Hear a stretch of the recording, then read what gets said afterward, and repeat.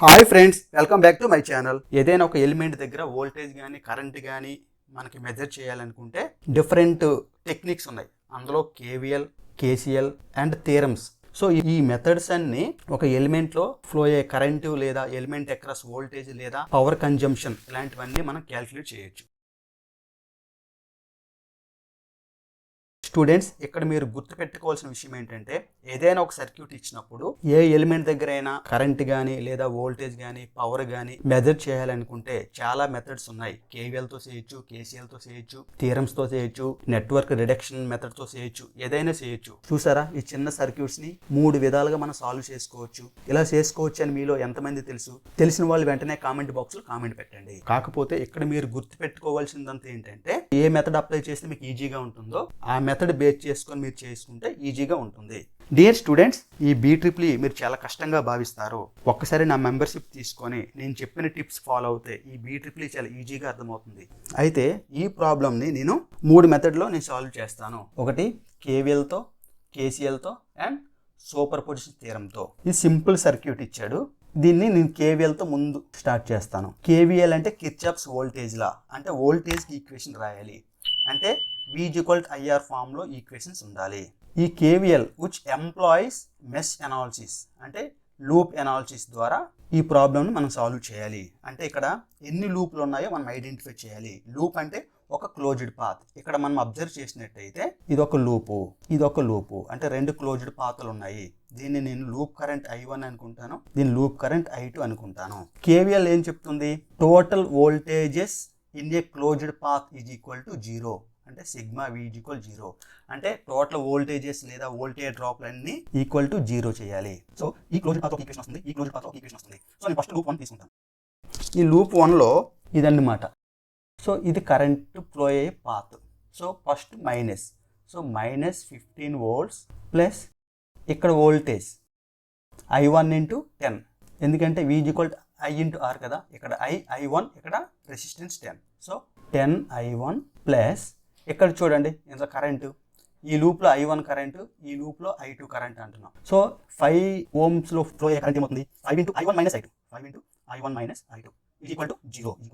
So దీన్ని simplify చేస్తే 3I1 - I2 3. ఇది ఈక్వేషన్ 1 అనేది. అండ్ సిమిలర్లీ లూప్ 2 తీసుకుంటే ఈ లూప్లో ఏమవుతుంది?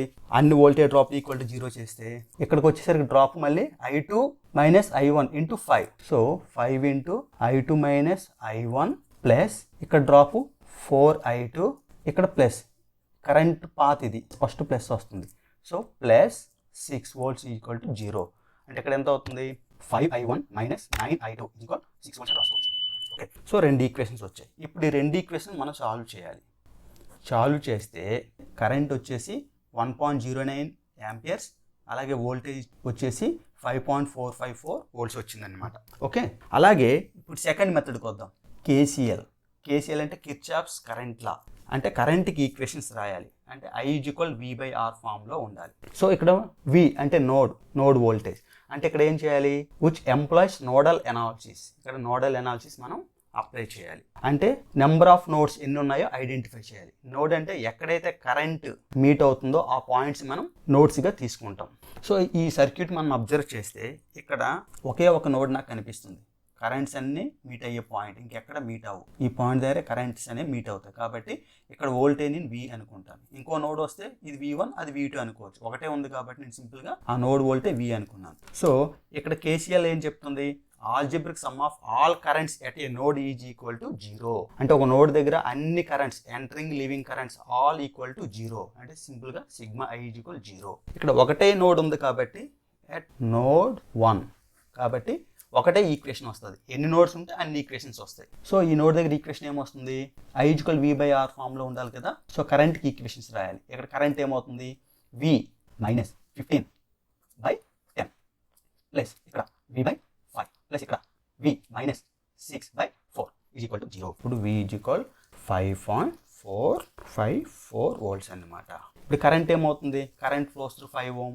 ఇక్కడ వోల్టేజ్ బై రెసిస్టెన్స్ ఎంత అవుతుంది? 5.454 రెసిస్టెన్స్ 5 చేస్తే 1.09 amperes. సో స్టూడెంట్స్, ఈ 2 మెథడ్లో మనం అబ్జర్వ్ చేసినట్టయితే ఇక్కడ నోడల్ అనాలిసిస్ ద్వారా సింపుల్గా ఒక ఈక్వేషన్స్తో మనం సింపుల్గా ఫైండ్ అవుట్ చేస్తాం.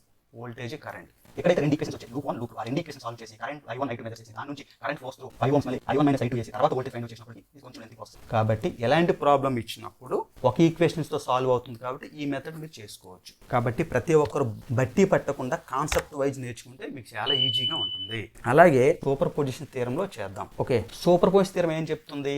In any linear or bilateral network having multiple sources in the response of any element will be equal to algebraic sum of the individual sources acting alone. అంటే ఏదైనా ఒక పెద్ద సర్క్యూట్ ఇచ్చినప్పుడు దాంట్లో ఎన్ని సోర్సులు ఉన్నాయో ఐడెంటిఫై చేయండి. వోల్టేజ్ సోర్సెస్ కానీ కరెంట్ సోర్సెస్ కానీ ఎన్ని ఉన్నాయో అన్ని ఐడెంటిఫై చేసి ఒక్కొక్క సోర్సు ఒక్కొక్కసారి కన్సిడర్ చేసుకుంటూ ఫైనల్ గా వచ్చిన సోర్స్ల రెస్పాన్స్ అన్ని సమ్ చేయాలి. అప్పుడు టోటల్ రెస్పాన్స్ వస్తుంది. ఇక్కడ మనం అబ్జర్వ్ చేసినట్టయితే ఇక్కడ రెండు సోర్స్ ఉన్నాయి కాబట్టి రెండు సర్క్యూట్స్ వస్తాయి. సో కేస్ 1 నేను 15 వోల్ట్ సోర్స్ యాక్టింగ్ ఎలోన్ అంటాను.